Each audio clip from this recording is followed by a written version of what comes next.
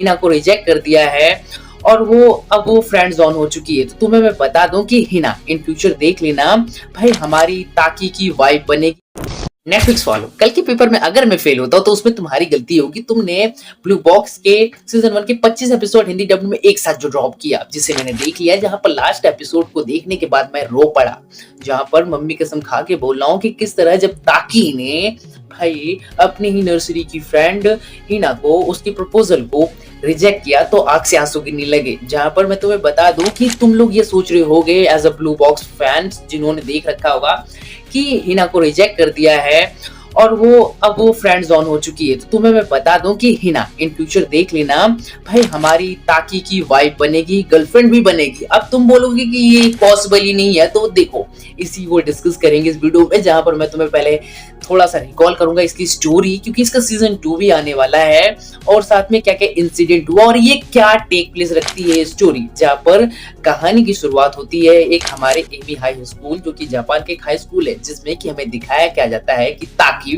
जो कि सुबह सुबह ताकि इनुमाते किस तरह अपने एमी हाई स्कूल के कोर्ट में जाता है, वो भी बैडमिंटन की ट्रेनिंग के लिए। जहां पर सुबह सबसे पहले वो किसी से मिलता है जो कि जिनात्सु कानाओ है, जो कि एक बास्केटबॉल प्लेयर है, जो कि अपने बास्केटबॉल के भाई शॉट्स की प्रैक्टिस करने के लिए किस तरह एमी हाई के कोर्ट में आए रहती है। जहां पर वो उसे दूर से देखता है, उसे पसंद करता है और उसे एडमायर करता है, उसे आइडलाइज करता है। उसकी आइडलाइज करने का रीजन ये है कि किस तरह वो जूनियर हाई में किस तरह भाई वो नेशनल क्वालिफाई नहीं कर पाए, उसके बाद अपने बास्केटबॉल के करियर और गेम को लेकर कितनी डेडिकेटेड है, कितना ज्यादा ये हार्ड वर्किंग है, जिसकी वजह से हमें समझ में आता है कि वो एकदम सुबह सुबह ट्रेनिंग के लिए, अपने शॉट्स के लिए, अपने बास्केटबॉल के शॉट्स के लिए वो सुबह सुबह आ जाती है अपनी ट्रेनिंग के लिए। उसका डेडिकेशन दिखता है, जिसकी वजह से हमारा ताकि इनुमाते जिनात्सु कानाओ को पसंद करता है। जहां पर उसकी फैंटेसी भी दिखती है कि किस तरह वो सोचता है कि जो जिनात्सु है उसकी क्रश है, जब उसकी वाइफ बन जाएगी तो सबसे पहले जब वो उठेगा तो उसे उसकी वाइफ जिनात्सु कानाओ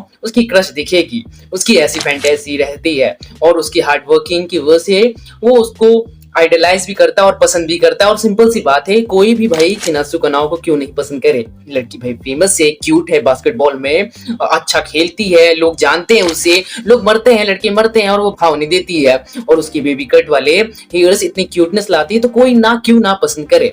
और हमारा ताकि इन्हीं अदाओं पे फिदा है, जहां पर हमें वो दायरा भी सेट करते हुए दिखाता है कि वो दूर से एडमायर करता है बंदा। जहां पर हमें समझ में आता है कि ताकि इनुमाती ये जानता है कि वो उसकी औकात की बाहर की लड़की है। वो ये सोचता है कि किस तरह जिनात्सु कानाओ को ताकि का नाम नहीं पता होगा, जहां पर वो दूर से ही उसे एडमायर करता है और मन ही मन पसंद करता है। बट कहानी में ट्विस्ट तो तब आता है कि जो जिनात्सु कानाओ के मदर फादर रहते हैं, बिजनेस की वजह से दूसरे कंट्री में उन्हें जाना पड़ता है, जहां पर जिनात्सु कानाओ अपने भाई बास्केटबॉल में नेशनल क्वालिफिकेशन की वजह से किस तरह एमी हाई स्कूल में रुकती है, जहां पर बताया जाता है कि किस तरह वो अपने रिलेटिव के घर पे रुकेगी और नेशनल जब तक क्वालिफाई नहीं कर लेती तब तक वो जापान में ही स्टे करेगी। जहां पर हमें देखने को मिलता है कि हमारा ताकि अपना एमी हाई स्कूल का भाई क्लास कंप्लीट करते किस तरह वो घर पे आता है, और घर पे आकर वो क्या देखता है कि उसके घर में कोई आया है, और वो कौन है, उसकी ही क्रश, उसकी ही आइडल जिनात्सु कानाओ, जिसके वो सपने देखता है, वो लड़की उसके घर में है। अब उसके साथ रहेगी, जैसे कि वाइफ के साथ रहा जाता है वैसे ही अब उसके साथ रहना है। जहां पर हमें देखने को मिलता है कि किस तरह अब दोनों एक साथ रहने लगते हैं, जहां पर रहते रहते धीरे धीरे उन दोनों के बीच में स्लोली बॉन्ड बनना स्टार्ट होता है। जहां पर कहानी में हमें दिखाया क्या जाता है कि जो हमारा ताकि है, फिलहाल उसने बाउंड्री सेट कर दी है कि उसे अपने दिल की हाल बात नहीं बताएगा तब तक कि जब तक कि उसकी आइडल नेशनल में भाई क्वालिफाई नहीं कर जाती, और खुद भी वो बैडमिंटन में क्वालिफाई नहीं कर जाए। क्यों? क्योंकि वो समझता है कि रियलिटी क्या होती है। वो जानता है कि फैंटेसी अपने जगह है और फैंटेसी को ये स्टोरी किल करके दिखाती है। जहां पर तुम काफी सारे लोग सपने देखते हो, फैंटेसी रखते हो कि भाई कोई तुम्हारे औकात के बाहर की लड़की, सुंदर, सुशील, स्कूल में फेमस, लोगों में फेमस, वो तुमसे प्यार करे। तुम बेशक भूखे नंगे हो, गरीब हो, तुम्हारे पास घर नहीं है तो तुम्हें वो घर दिला दे, और कोई प्रॉब्लम हो तो तुम्हारे गोद में बिठा के पूछे हुआ क्या है तुम्हें, तुम्हारे पास आईफोन नहीं तो आईफोन दिला दे, तुम्हें पीसी दिला दे, तुम्हें PS5 दिला दे। तो भाई ये फैंटेसी अपने तक रखो, क्योंकि स्टोरी उन चीजों को किल करके दिखाती है जहां पर वो समझता है ताकि इनुमाती कि अगर नेशनल के लेवल पे उसके लेवल पे नहीं होता है तो उसकी सीनियर सेंपाई उसे क्यों ही भाव दे। उसके पास भतेरो ऑप्शन होंगे, भतेरो लोग बनने वाले मिल जाएंगे, हैंडसम, सुशील, मर्द टाइप के, बॉडी वाले, पैसे वाले, तो उस पे ही क्यों मरे। जहां पर इसी वजह से वो अपनी फीलिंग्स को छुपा के रखता है कि वो नेशनल में जब पहुंचेगा और साथ में उसकी सीनियर सेंपाई जेनत्सु कनाओ उर्फ जी जब तक नेशनल में क्वालिफाई नहीं कर जाते तब तक वो अपनी फीलिंग्स को नहीं बताएगा। जहां पर अपने आइडल को इस तरह मेहनत करते हुए वो खुद को भी मेहनत करने के लिए मोटिवेट कर लेता है। जहां पर हमारा जो जेनत्सु कनाओ रहती है बास्केटबॉल में काफी ज्यादा ही फेमस रहती है अपने स्कूल में, लोग उसे लड़के उस पे मरते हैं उसके बास्केटबॉल और उसकी अदाओं पे, उसकी जुल्फों पे, हर एक चीज पे। जहां पर हमारा ताकि एक नॉर्मल बैडमिंटन प्लेयर है, एवरेज, जहां पर वो इसके बाद किस तरह वो खुद को ट्रेन करना स्टार्ट करता है। जहां पर वो अपने इस सीक्रेट को, जहां पर उसकी क्रश आइडल स्कूल की सबसे फेमस गर्ल जो कि जेनित्सु कनाओ है उसके घर में आके रह रही है, इस बात को सीक्रेटली रखना चाहता है। जहां पर अपने बेस्ट फ्रेंड क्यू को ही बताता है और उसकी एक फ्रेंड जो कि हिना, जो कि एक जिम्नास्ट में एक हाईली स्किल्ड रहती है, जो कि नेशनल भी आगे जाके जाती है, जहां पर वो 3rd रैंक पे जीतती भी है नेशनल। जहां पर उससे भी ये बातें छुपाता है। जहां पर हमें देखने को मिलता है कि किस तरह सारी चीजें नॉर्मल चल रही होती है, धीरे धीरे हमारा चिनसु और साथ में ताकी के बीच में एक भाई लव भरा स्लोली बॉन्ड क्रिएट हो रहा है। इसके बीच में हमारा चिनसु खुद को बहुत ज्यादा रगड़ रहा है बैडमिंटन में, वो जाना चाहता है, नेशनल में क्वालिफाई करना चाहता है और उसका ये फर्स्ट ईयर ही चल रहा है। जहां पर हमें देखने को मिलता है कि किस तरह भाई हमारे हिना को पता चल जाता है कि जेनित्सु कनाओ स्कूल की सबसे फेमस जो कि बास्केटबॉल में काफी अच्छी परफॉर्म करती है वो लड़की हमारे एक नॉर्मल गाय जो कि ताकीनुमाती के घर पे रह रही है, जहां पर अपने बेस्ट फ्रेंड के साथ ऐसा होते देख कि स्कूल की सबसे फेमस लड़की उसके साथ है। उसके बाद उसके अंदर जेलसी फील होने लगती है और मनी मन उसे वो पसंद करती है, जहां पर उसकी भावनाएं बाहर निकल के आती है। बट हमें धीरे धीरे और भी कुछ चीजें देखने को मिलती है स्लोली कि किस तरह हिना अपनी फीलिंग्स को छुपा रही है। जहां पर हमें ये भी देखने को मिलता है कि जो हमारा हिना है अपने जिम्नास्टिक के लिए वो नेशनल के लिए ट्रेनिंग कर रही है, वहीं पर बास्केटबॉल के लिए चिनासु में ट्रेनिंग कर रही है और साथ में हमारे जो ताकीनुमाती वो भी ट्रेनिंग कर रहा है। जहां पर उसके स्कूल का एमिहाई का एक काफी आईपी प्लेयर है, काफी फेमस प्लेयर है, जो कि नेशनल के लिए क्वालिफाई करने की कैपेबिलिटी रखती है। ऐसा लोगों के बीच में बातें चलती है, जो कि केंगो हारियो रहता है। जहां पर केंगो हारियो के साथ ताकीनुमाती के साथ मैच होता है जिसमें कि हमारा ताकीनुमाती हार जाता है, जिसके बाद उसे पता चलता है कि उसकी में बहुत कमियां है, नेशनल क्वालिफाई करने के लिए उसे और मेहनत करने के लिए बहुत जरूरी है। जहां पर केंगो हारियो को वो हराना भी चाहता है, बट होता कुछ ऐसा है कि उस मैच के बाद किस तरह उनके एमिहाई का जो कोच रहता है उनका पेयरअप कर देता है डबल मैच नेशनल क्वालिफिकेशन के लिए। जहां पर नेशनल मैच के लिए वो काफी ट्रेन दोनों साथ में करते हैं। केंगो हारियो उसको कमियां बताता, सिखाता है, बहुत हार्ड ट्रेनिंग करवाता है। इसके बाद किस तरह उनका ग्राउंड लेवल पे किस तरह भाई जापान के स्टेट में ही स्कूल लेवल की फाइट होती है,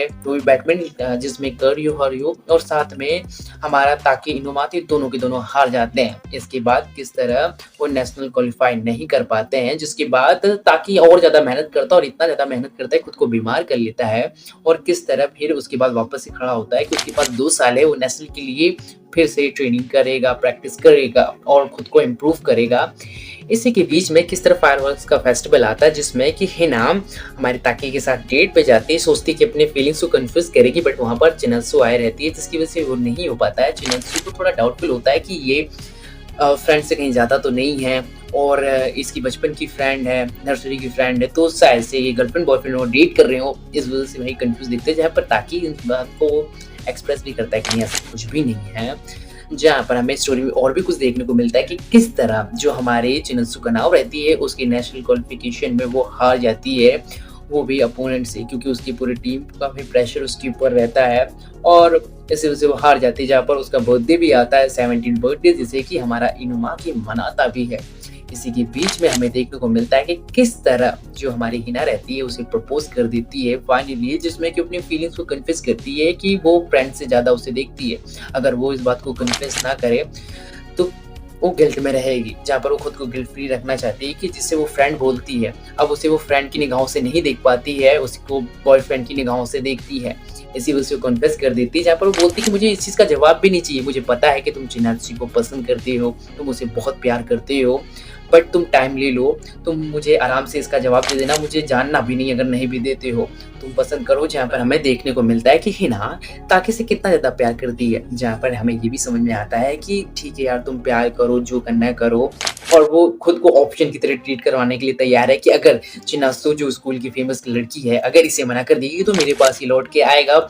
इसलिए वो चाहती है कि मुझे जवाब ही ना मिले। जहाँ पर हमें देखने को मिलता है कि वो काफ़ी टाइम लेता है अपनी फीलिंग्स को क्लियर करने के लिए, जहाँ पर वो क्लियर अप हो जाता है और जहाँ पर मैं बोलूँगा क्लियर अप नहीं भी बोला जाएगा, क्योंकि चिनासो के पीछे वो हमेशा बावड़ा हुआ रहता है, उसके पीछे ही लगा रहता है। जहाँ पर इसी के बीच में हमारी जो चिनात्सु रहती है, जब वो बास्केटबॉल का मैच हार चुकी रहती है, तो किस तरह उसकी कैरेन नाम की एक फ्रेंड रहती है, जहाँ पर वो उसे एडवाइस देती है कि एक्चुअल में क्या तुम किसी लड़के को पसंद करती हो अपने इमी हाई स्कूल? तो वो बताती है कि हाँ, मैं एक जूनियर लड़का है जो कि ताकी नुमाते हो, उसे पसंद करती हूँ। जहाँ पर हमें पता चल जाता है कि एक्चुअल में चिनात्सु उसे पसंद करती है, अपने ही जूनियर को। जहाँ पर उसकी कंपनी और साथ में उसका केयर वगैरह, उसकी बातें और उसका मोटिवेशन की वजह से शायद से वो लाइक करती है, उसकी तरफ अट्रैक्ट होती है। अट्रैक्ट क्यों बोल रहा हूँ, क्योंकि अभी इसी के ऊपर हम डिस्कस करने वाले हैं। जहाँ पर हमें देखने को मिलता है कि किस तरह एक टाइम आता है, इसी के बीच में कहानी में आयामे मोरिया की एंट्री होती, जो कि कैरन मोरिया की सिस्टर रहती, जहाँ पर वो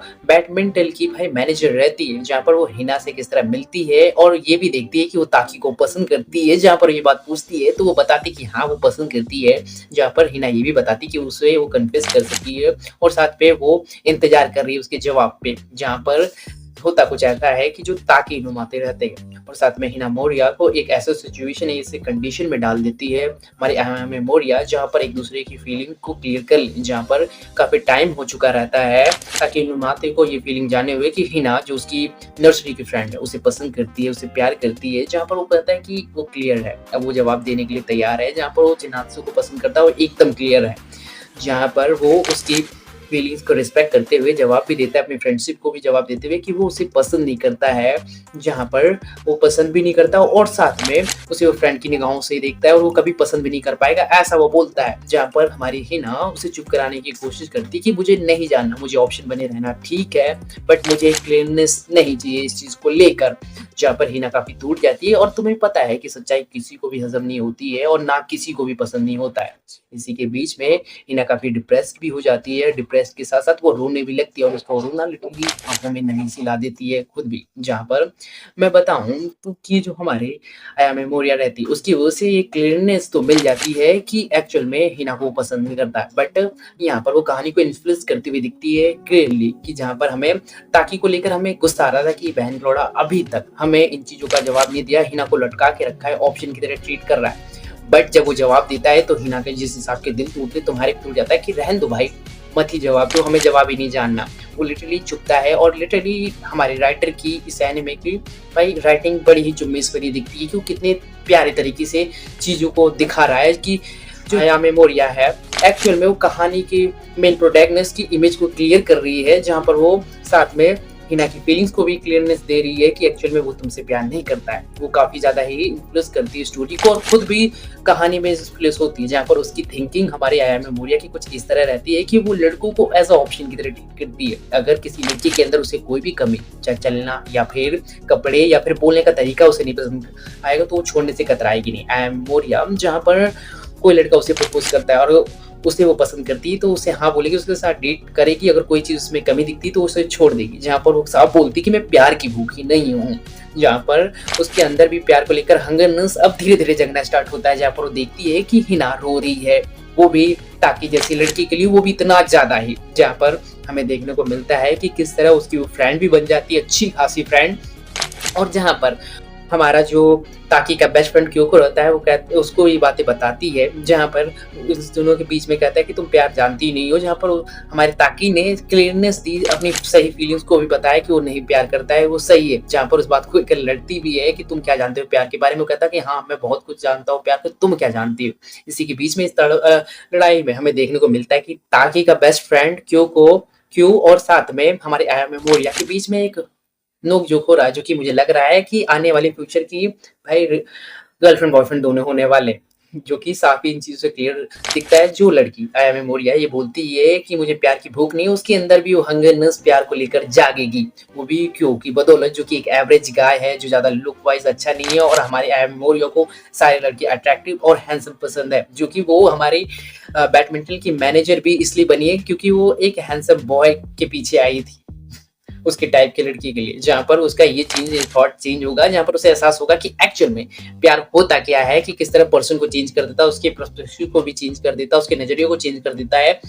जहाँ पर हमारी मेमोरिया भी चेंज हो जाएगी। और कहानी भाई हमें ये भी बताती है कि एक्चुअल में प्यार के मायने लोगों के लिए अलग अलग होते हैं, क्योंकि प्यार सब अलग तरीके से एक्सपीरियंस करते हैं। जहाँ पर हम चिनात्सु और साथ में अभी हम हिना और ताकि के रिलेशनशिप को बॉन्ड को लेकर बात करें, जहाँ पर चिनात्सु है किस तरह कन्फर्म पहले ही अपने कैरन मोरिया के कर चुकी कि वो किसी को पसंद करती, बट वो डाउटफुली है। जहाँ पर डाउटफुली तो है, बट इस डाउटफुली टाइम में वो देख चुकी कि किस तरह की, हाँ वो भाई हमारे ताकि नुमाते को भाई फ्रेंड से कुछ ज्यादा ही पसंद करती है, और पसंद करती है वो इस बात को क्लियर है। जहाँ पर उसे वो डेट के लिए इनवाइट करती है, और तुम्हें पता है कि सीजन 1 उसी पे एंड हुआ था, और तुम इस बात को जानते हो को हाँ ही बोलेगी, जहाँ पर वो दोनों गर्लफ्रेंड बॉयफ्रेंड भी बनेंगे।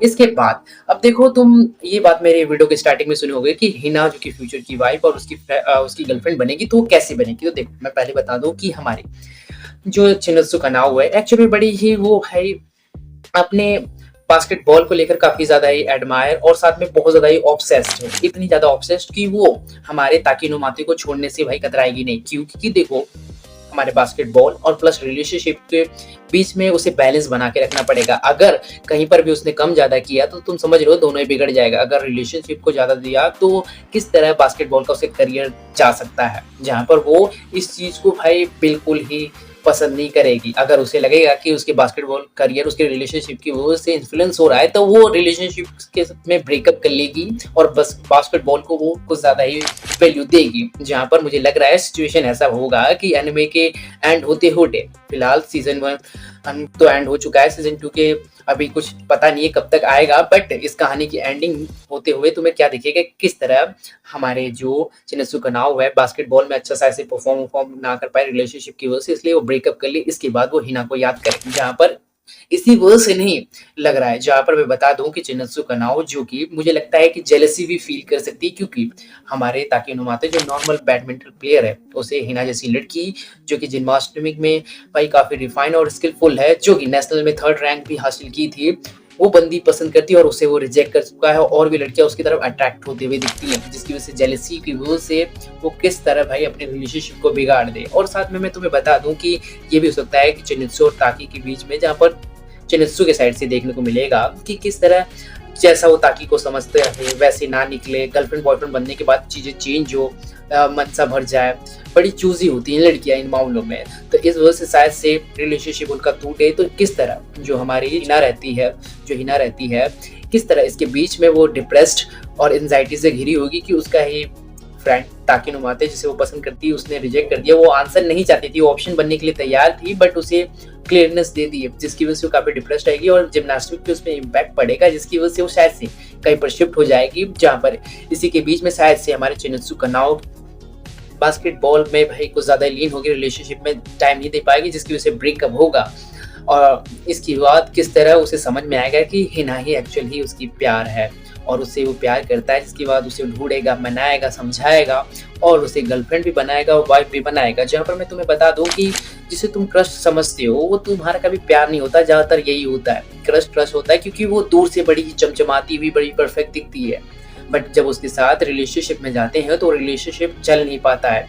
जरूरी नहीं है कि तुम छोड़ दो, तुम्हारी क्रश छोड़ दे, क्योंकि वो तुम्हारी क्रश है, उसके पास और भी गोल और मोटिव होते हैं। लड़की अपने गोल और मोटिव को पहले प्रोवाइड देती है, जहाँ पर ऐसा ही होता है, जिसकी वजह से मैं कह सकता हूँ कि हिना उसकी वाइफ और गर्लफ्रेंड हो सकती है। ये जस्ट प्रिडिक्शन है, जहाँ पर मैंने कोई मांगा नहीं पढ़ा है, सिर्फ सीजन 1 देख के मैं ये इतनी ज्ञान की बातें चोद रहा हूँ। जहाँ पर मैं लिटरली बता दूं कि हमारे जो हिना है भाई, लिटरली उसका वो रोना मुझे लिटरली काफी ब्लैंक कर दिया, और लिटरली मुझे माँ कसम भाई खा के बोल रहा हूँ, मेरे आँख से खुद आँसू गिर गए थे वो सीन देखते हुए, जहाँ पर मैं बोलूँ कि भाई ये एनिमे मुझे पसंद आए। बिल्कुल भाई, मुझे लग रहा है कि अपने आप में एक आने वाली ये आईपी बनेगी। आईपी तो बन चुकी है, इसका सीज़न 2 आने दो, ये मास्टरपीस भी शायद से रोम-कॉम में भाई होरीमिया की तरह ये बन जाए शायद से। देखते हैं इसका सीज़न 2 और 3 वगैरह आने तो दो पहले, इसका एंडिंग तो होने दो, तब हम बात करेंगे कि एक्चुअल में मास्टरपीस है या नहीं। पर मेरी नज़रों में फिलहाल तो ये भाई 60% मेरे लिए मास्टरपीस है। जिस हिसाब की इसकी एनिमेशन है, स्टोरी लाइन है, कि किस तरह पहले ये शुरुआत में दिखाती है कि तुम्हारी क्रश है, जो कि आइडल है, औकात के बाहर है, जिसे वो बाउंड्रीज को क्लियर करती है कि जो तुम सपने देखते हो कि तुम्हारा कोई बहुत खूबसूरत लड़की है जो कि स्पोर्ट में बहुत अच्छी है, फेमस है, लोग उसे पसंद करते हैं, लोग उस पर मरते हैं, वो तुमसे प्यार करेगी। तो क्यों तुमसे प्यार करेगी? प्यार करेगी तो तुम्हें वो सब कुछ करेगी, तुम्हारे लिए घर लाएगी, PS5 लाएगी, कंप्यूटर लाएगी। तो अपने उन फैंटेसीज को भाई दूर रखो। ऐसा नहीं होता है, ताकि उन बातों को क्लियर कर देता है कि भाई ऐसी चीजें पॉसिबल नहीं है। उसके लेवल पे खड़े होकर उसे प्रपोज करना पड़ेगा, उसमें भी वो हाँ बोलेगी या नहीं, जिसमें कि वो नेशनल के लिए क्वालिफाई करना चाहता है। जहाँ पर बैडमिंटन के लिए भाई वो हार्डकोर मेहनत भी कर रहा है। जहाँ पर मैं सच बताऊं तो मेरे हिसाब से तो 40% भाई लड़की का चक्कर है कि किस तरह वो नेशनल में क्वालिफाई करना चाहता है अपना, ताकि जहाँ पर समझ रहे हो चीजें ना। तो भाई लिटरली इन्हीं चीजों पे फोकस नहीं रखते कि रोम कॉम में ही नहीं चलती स्टोरी कि भाई वो हाँ बोलेगी या नहीं, मैं उसके लेवल पे पहुंच के उसे हाँ बोलूंगा, प्रपोज करूंगा, अपनी फीलिंग कन्फेस करूंगा।